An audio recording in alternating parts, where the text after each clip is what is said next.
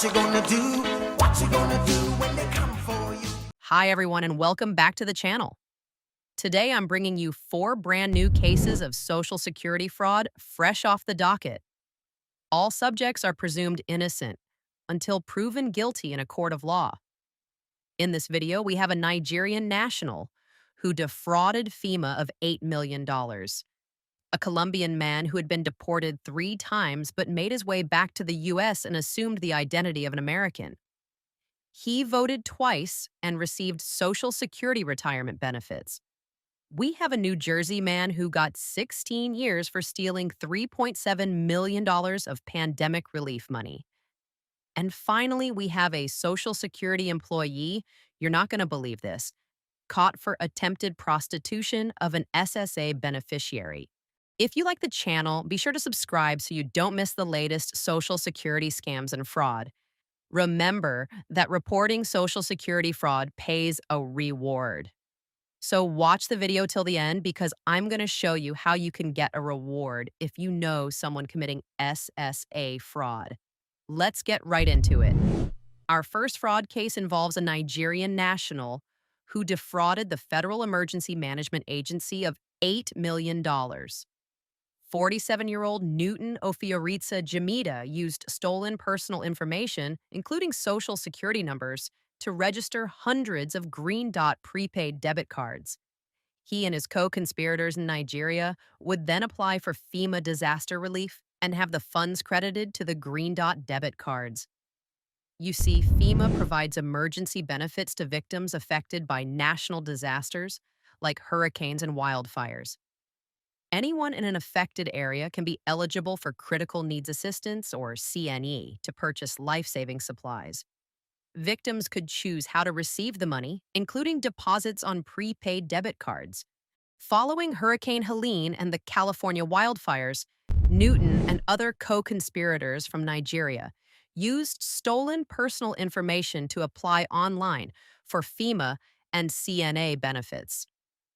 FEMA deposited $500 per claim on the Green Dot debit cards that co-conspirators purchased for a total of at least $8 million. Newton fled to France, but was just extradited to the United States, and he has pled guilty to a federal charge of wire fraud conspiracy. He is awaiting sentencing, which is scheduled for July 1st, 2025. Newton faces a maximum sentence of 30 years in federal prison for conspiracy to commit wire fraud. What do you think? How long should Newton serve in prison? What should we do about these fraudsters? Leave us a comment below. We want to know what you think. Next up, we have a Colombian national who illegally entered the United States. Jorge Echeverry, 73, was already deported 3 times, but illegally re-entered the United States a 4th time. Jorge used a fraudulent birth certificate to live his life as a U.S. citizen named Pedro Torres Rivera.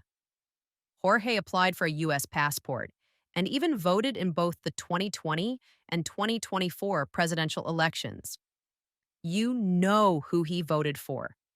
Jorge unlawfully applied for and received retirement benefits from the Social Security Administration from May 2010 through January 2025.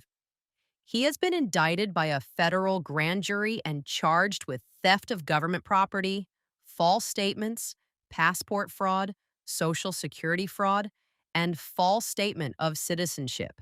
If convicted, Jorge faces up to 10 years for passport fraud and up to 10 years for theft of government property. So, what do you think? What should happen to Jorge? Let us know what you think in comment section below. If you like the video, please hit the like button. Next, we have a 54-year-old from New Jersey named Kevin Aguilar. Kevin was just found guilty and sentenced to 16 years for stealing $3.7 million of COVID relief money. Back in 2020, the government established the Paycheck Protection Program, or PPP. It was meant to help businesses stay alive during the economic downturn caused by the pandemic. Over $900 billion was distributed. Mr. Kevin Aguilar conspired with others to submit 7 fraudulent PPP loan applications and 3 fraudulent EIDL year applications on behalf of 4 businesses. He received a total of $3.3 million in PPP loans and $450,000 in EIDL funds. But Kevin did not use the money to pay employees or to keep his business running. In fact, the companies were a sham. And he even created new companies to make it look like the PPP loans were being spent legitimately. In fact, Kevin used the money to purchase residential properties, a new pickup truck for $100,000, and to pay for other personal expenses. Kevin pled guilty to 1 count of conspiracy to commit bank fraud, 7 counts of bank fraud, 1 count of conspiracy to commit wire fraud, 3 counts of wire fraud, 1 count of conspiracy to commit money laundering, 1 count of money laundering, and 1 count of aggravated identity theft. He was sentenced to 192 months in prison. That's 16 years. What do you think? Did the punishment fit the crime? Leave us a comment down below. We want to hear what you think. Our last case involves a Social Security employee, and folks, you're not gonna believe this one. 36-year-old Dae Sung Kim was working at a Social Security office in Auburn, Massachusetts, when a young lady walked in seeking Social Security benefits after losing her job. Kim entertained the woman and found out she was in a difficult situation. Kim later called the woman using the phone number he obtained from SSA's computer system. He stated that maybe they could work something out that would benefit them both.